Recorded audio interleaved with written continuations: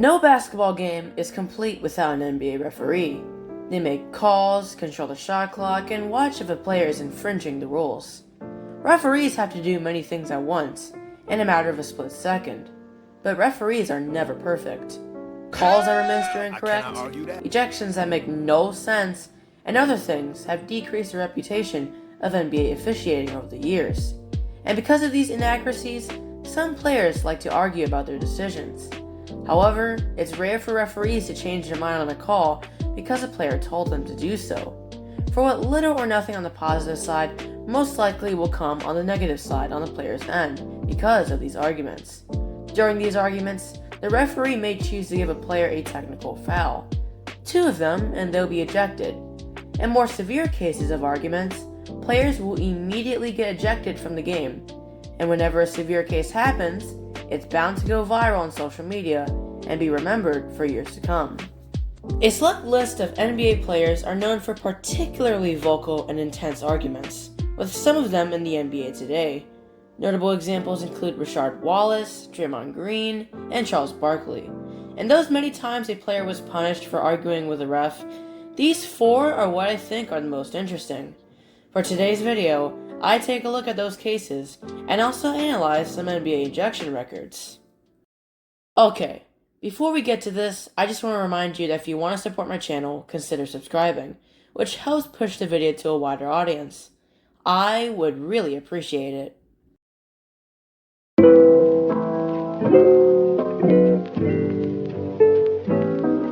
In the 2005 NBA draft, Chris Paul was selected as the 4th overall pick by the New Orleans Hornets. He had previously played for Wake Forest, the same college that Tim Duncan went to. And in 2008, he was a serious MVP candidate, putting up 21 points, 11 assists, and 2.7 steals per game.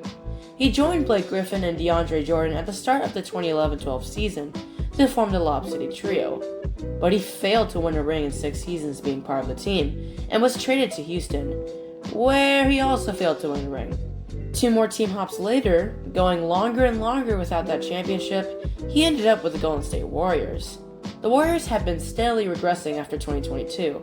They went from the top to losing in the play-in 2 years later. In the 2023-24 season, the Warriors lost Klay Thompson and were struggling on the defensive side, ranking 15th out of all 30 teams. At the midst of these struggles came a game against the Phoenix Suns on November 22nd, 2023. Golden State started off with a 5-point lead in the first quarter. However, a shooting slip in the second caused Phoenix to take the lead. Andrew Wiggins and Kevon Looney both had a total of 2 turnovers by the end of the second quarter. As 23 seconds were left in the second quarter, Kevin Durant was able to draw a foul on Chris Paul, so he was brought up to the free throw line to shoot 2. CP3 was not happy about this call, so he goes up to argue to Scott Foster, who is refereeing. Foster and Paul do not have a great relationship. Throughout most of CP3's career, when Foster was officiating, CP3's record with his team was 3-17 in the playoffs as of when the incident occurred, including 13 consecutive losses. Yes, 13. CP3 commented that this beef was personal. Now thankfully Foster never ejected CP3. Until this moment. For just $8.99 per month, head to NBA.com/League Pass to redeem this exclusive offer. This has been going on for a good 45 seconds. This has been going and now on a for technical 13 foul. years. Scott Foster had enough. And maybe he's going to get tossed. There it is. Scott Foster says goodbye. And now Steph Curry grabs Chris Paul to hold him back from going back at Scott Foster. As CP3 argues, he's given his first technical.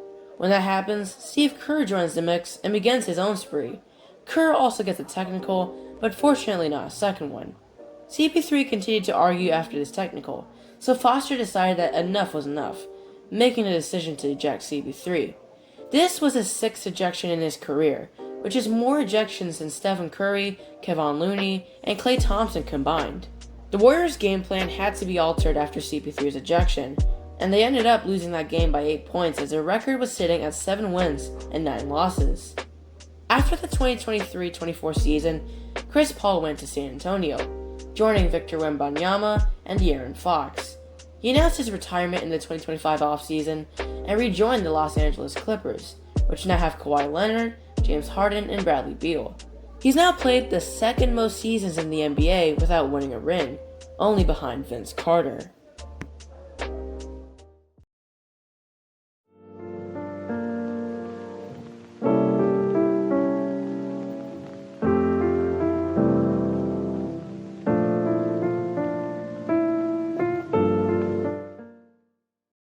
In 1996, the Chicago Bulls won their fourth NBA championship in the 90s.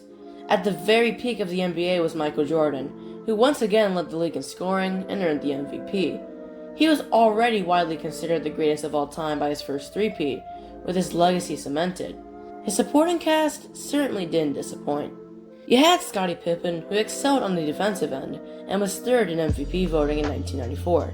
Dennis Rodman, a two-time DPOY and seven-time rebounding champ, known for his hustling playstyle, and European center Tony Kukoc, who won the Sixth Man of the Year award, also in 1996. The team infamously went 72-10, which, at the time, was the best record ever achieved in the NBA, and is still second today. While all eyes were on the Bulls' dominance, those eyes briefly looked away for a short bit on March 16th. By this point, Chicago had a 57-7 record and clinched the first seed a while back. In just another matchup, they were against the New Jersey Nets, and this game was close. Both teams traded leads, and Chicago only won by 4, 97-93. Jordan put up 37 points and 16 rebounds on 48% efficiency from the field, but for Dennis Rodman, it only took him 10 minutes to be ejected from the game. Rodman received a foul by game official Paul Michalak on Rick Mahorn. After this, he put his hands down on the front of his pants and made a gesture at two referees. Upon doing so, he was given a technical by Ted Bernhardt, and Rodman was pissed. He then approached Bernhardt and proceeded to headbutt him. He refused to leave the court, repeatedly yelling profanity, and removed his jersey. Rodman was suspended for 6 games and given a $20,000 fine. He didn't show any remorse for his actions and continued to berate the league and its officiating. He thought he was being targeted unfairly, and that the punishment was too harsh. This suspension left the Bulls with only one All-Star on the roster for the next game, that being Michael Jordan. Without Scottie Pippen and Dennis Rodman, for a very brief moment in their 72-win season, the Bulls didn't look like championship contenders anymore. But Pippen and Rodman came back as expected, and, well, the story goes on from there. Rodman later went on to get 2 more rings before moving to the Lakers, forming a brief trio with Kobe and Shaq. This didn't help the Lakers to win the title. They were swept by the Spurs in 4 games in the 1999 playoffs.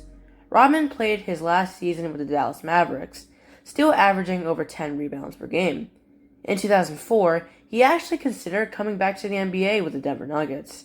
He was part of their scrimmages, and was confident he could still make an impact. But Rodman never got signed to a contract, and so he remained in overseas leagues until his retirement from professional basketball in general in 2006. What were Michael Jordan's thoughts on the incident? Well, he was asked about Rodman by the Los Angeles Times. He said the team was trying to progress, and he kinda let it go by the waysides, and that he would rather get all of this stuff out of his system now so they could just focus on the playoffs.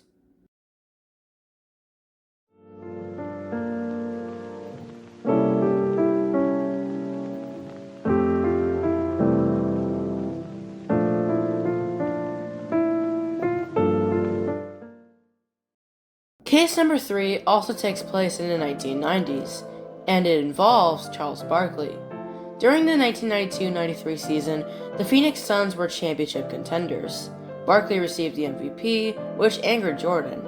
The Suns finished with the best record in the NBA that season, 5 wins better than the Chicago Bulls. Barkley was averaging 25 points per game along with 12 rebounds.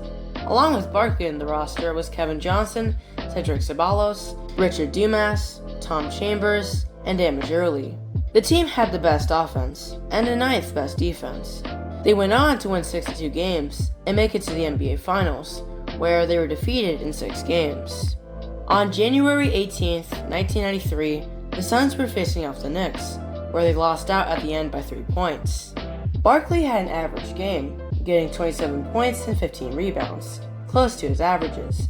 However, he went 0 for 3 from the three-point line, and his teammate Kevin Johnson had 5 turnovers. With 12 seconds left in the fourth quarter, Barkley found himself in a position where he could tie the game.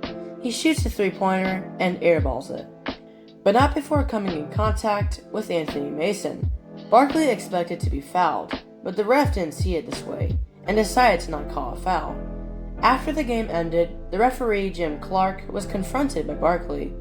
Clark warned Barkley that his behavior would give him a fine. When he was warned, Barkley lost it.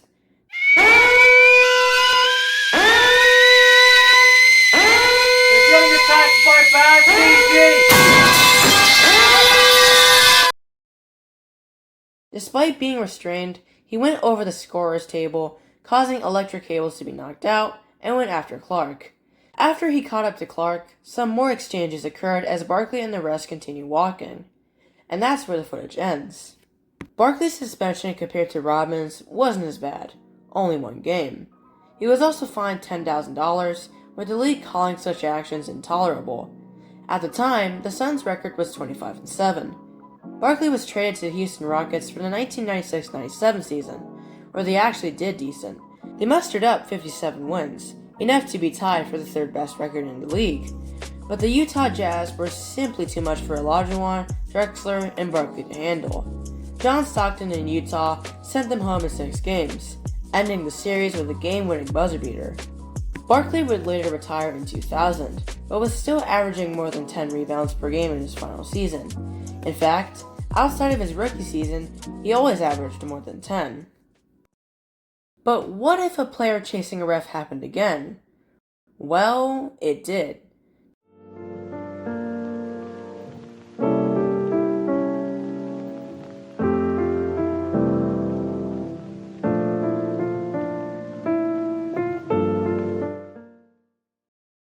Last season, the Golden State Warriors made the playoffs again.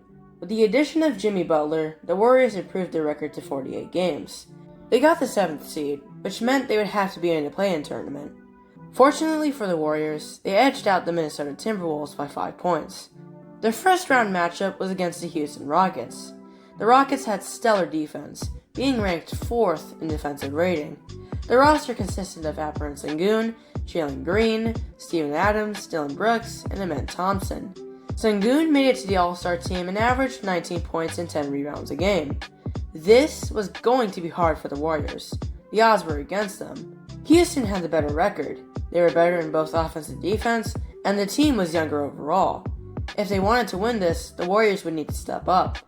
They did just that. Performances by Stephen Curry and Buddy Hield prevented them from choking a 3-1 lead again, prevailing in Game 7. But their matchups against the Timberwolves in the second round, they got destroyed. The Warriors were beaten in 5. It was no contest. Alright, let's now look at the case and rewind just a little bit. In Game 3 of that first round matchup, in which the Warriors won by 9, Draymond went strong under the basket. He looked to draw a foul from a Rockets defender, and from looking at a replay, there was contact, but it was minimal. The shot didn't go in, and instead of running to the other side of the court to play defense, Draymond let it out on the refs. After the official, that's going to be a technical. Oh yeah, he earned that one. He wanted that one. He ran straight to Kevin Scott. Got right in his face. He chased the ref while yelling, which made the crowd gasp. This wasn't Draymond's only incident during the round. 2 days earlier, he got into a verbal altercation with Fred VanVleet, which caused the Houston crowd to start chanting,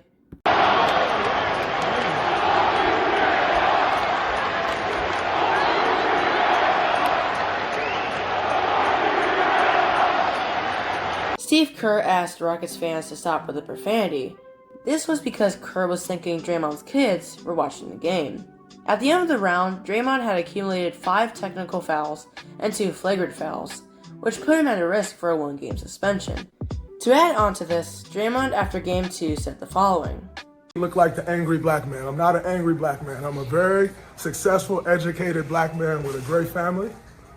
And I'm great at basketball. I'm great at what I do. The agenda to try to keep making me look like an angry black man is crazy. I'm sick of it. It's ridiculous. Well, he said this after game 2, and the following game he crashed out. That crash out literally contradicted what he said before. As I've said before too, the Warriors went on to win this series. So I guess his case with Draymond will likely be forgotten.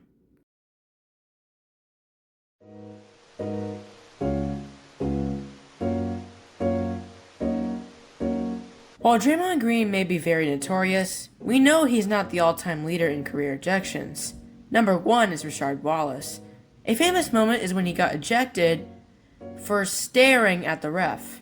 In comparison to Draymond, Rashard has 6 more ejections.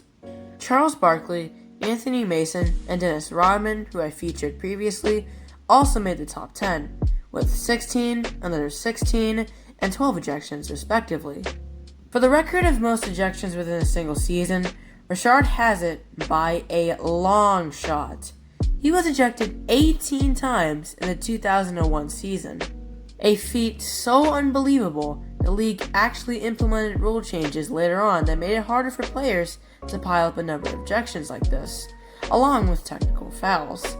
So that meant for the 77 games he played that season, there was a 23% chance that he would get ejected in one specific game. Rashard's record of 18 ejections in a single season may never be broken. In the All-Star game, no one has gotten ejected. Only once has it happened to a coach, that being Red Auerbach for arguing a call. If you include the All-Star Celebrity Game, which is part of All-Star Weekend, then Kevin Hart now counts as one, back in 2012. Rashard Wallace also holds another record, the quickest time took for an NBA player to get ejected. In a game in his last season playing for the New York Knicks back in 2012-13, 85 seconds passed before Rashard was no more. This is 3 seconds faster than Isaiah Thomas's ejection in 2020, and 18 seconds faster than Draymond Green, Jaden McDaniels, and Klay Thompson's ejections that all took place in the same game in 2023.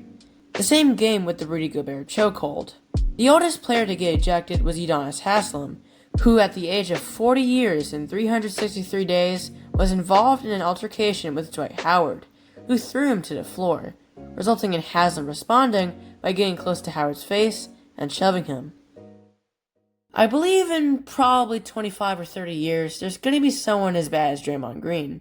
It's inevitable, because many people in this universe have anger issues, and one might coincidentally become an NBA player.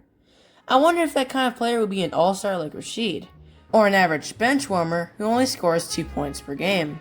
As you could imply from what I've said in my past videos, the future means a lot to this universe. The NBA is no exception. Anyways, I'm some random Xander, and this is it. Goodbye.